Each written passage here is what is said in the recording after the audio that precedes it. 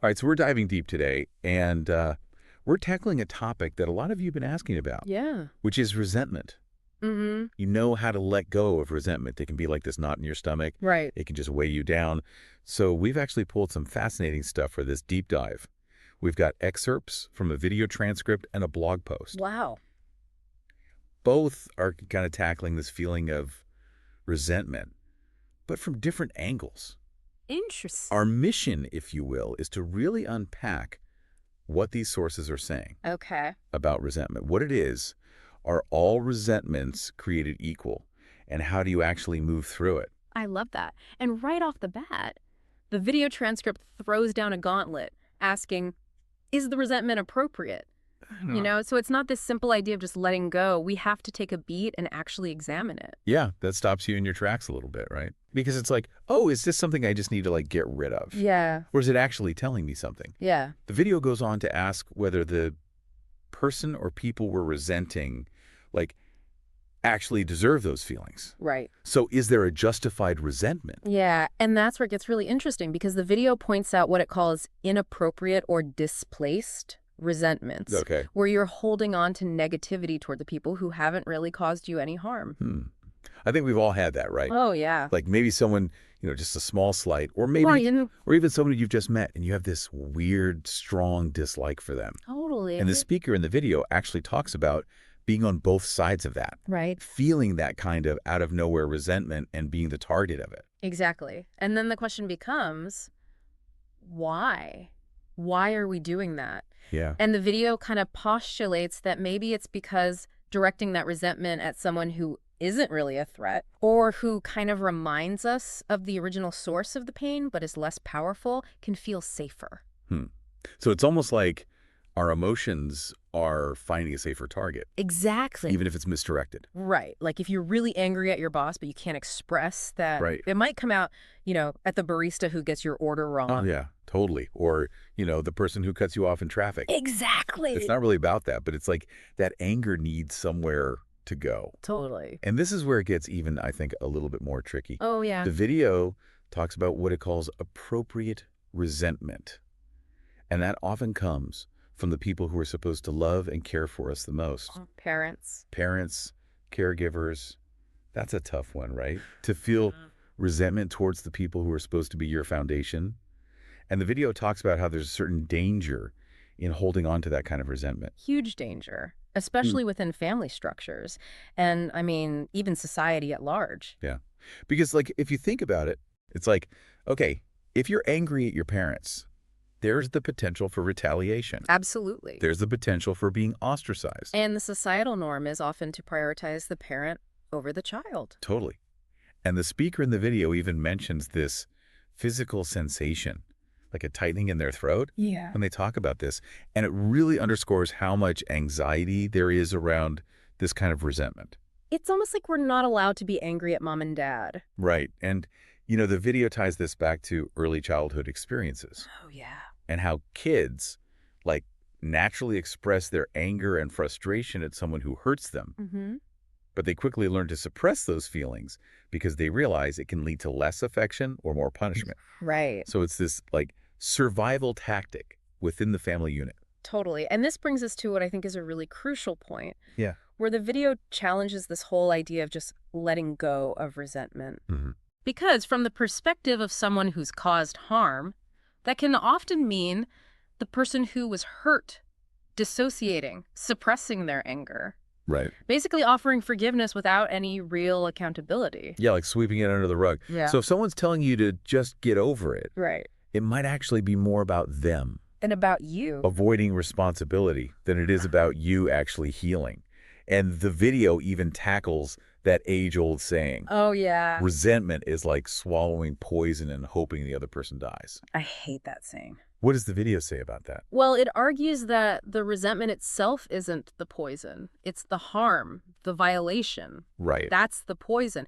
Resentment is just a natural response to that. So it's a symptom, not the disease. Exactly. It also points out something I thought was really interesting about how society and even our own families can sometimes be kind of oddly comfortable with this idea of displaced resentment. Right. Like, keep your anger over there with that group. Right. If everyone's busy being mad at, I don't know, pick a group. It Right. distracts from the real issue. Exactly. It creates division, and it prevents us from actually addressing the root cause.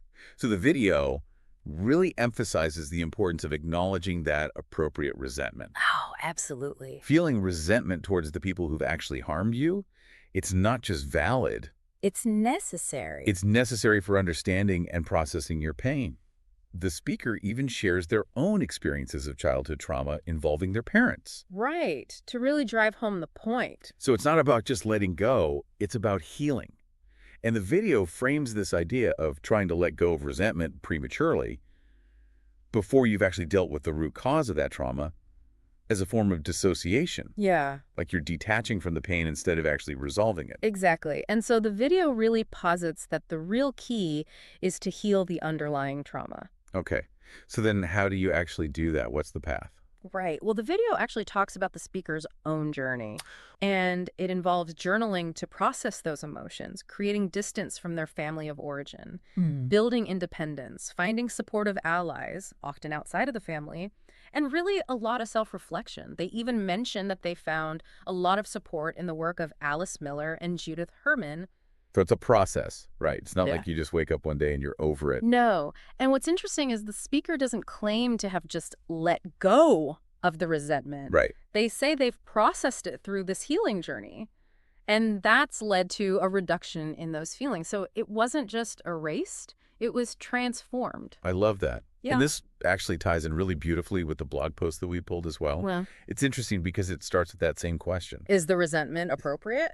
Yes. So it seems like both sources are saying, okay, step one, figure out what kind of resentment you're dealing with Exactly. before you can even think about how to move forward. Yeah. And the blog post also makes that distinction between what it calls misplaced resentment, which are more of those surface level triggers, Right.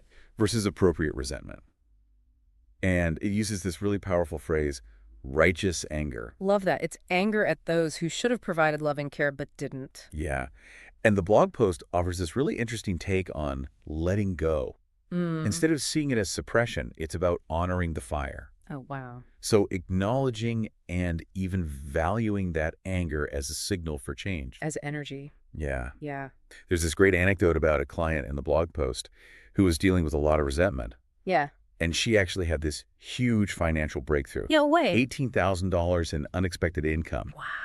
After she really started to listen to what her resentment was telling her.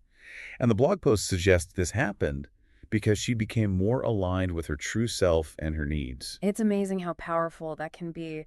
And the blog post really emphasizes this idea of what it calls structural healing, Okay. which is basically saying that true letting go isn't something you can force. It happens when you address the root cause of the resentment.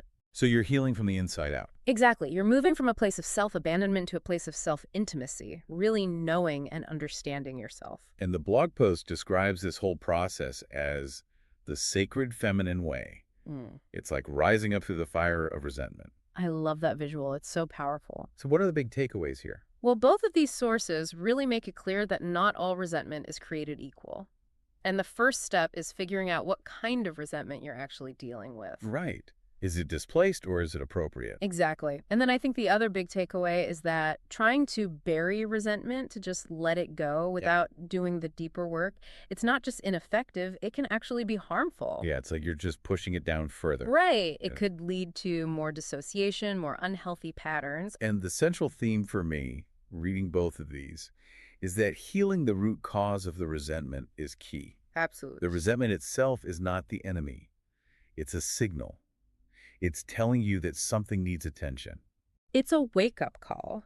And while neither source offers a quick fix, Right. because this is deep work, Yeah. they do offer some practical insights. Like the video talks about self-reflection through journaling, Right. finding supportive relationships, maybe even distancing yourself from harmful environments or people. Right.